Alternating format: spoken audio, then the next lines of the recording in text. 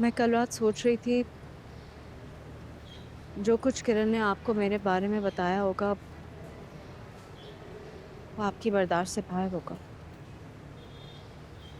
और सब कुछ जानने के बाद यकीनन आप अपना प्रपोजल वापस भी लेना चाहेंगे, जो कि ठीक भी है। आखिर मुझ जैसी औरत के साथ कौन अपनी जिंदगी गुजारना चाहे।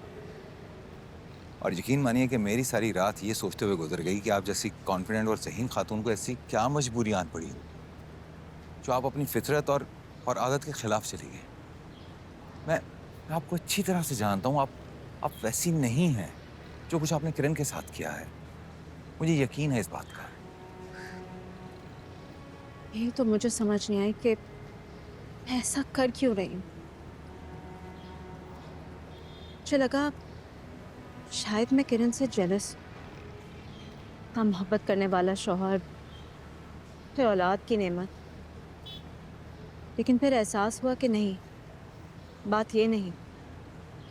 बस मैं अपने दिमाग से सोचने के बजाय दूसरों के दिमाग से सोचना शुरू हो गई।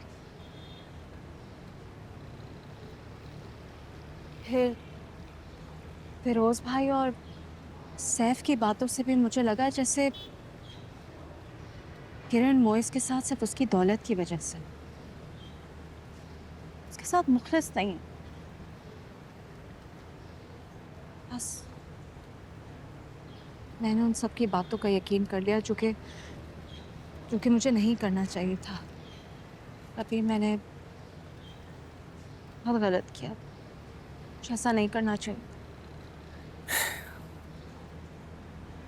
जैसे आपने दूसरों की बातों पर यकीन किया और गलती कर बैठी,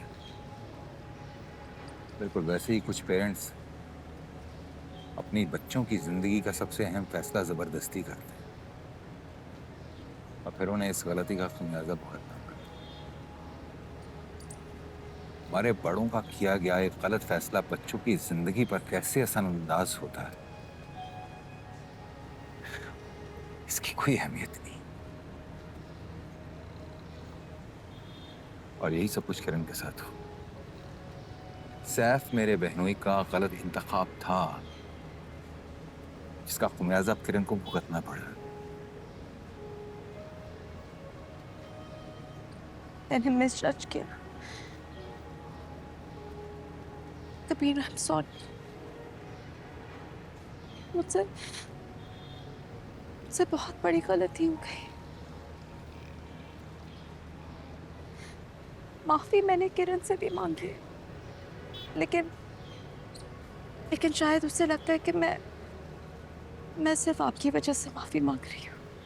That I don't mean it. ऐसा कुछ नहीं है, उसे पूरा यकीन है कि आपने माफी दिल से मांगी है। किरण का फोन आया था मुझे, उसे कोई एतराज नहीं। क्या गुस्सा था, दिल का गुबार था जो शायद बेसाख्ता निकल गया।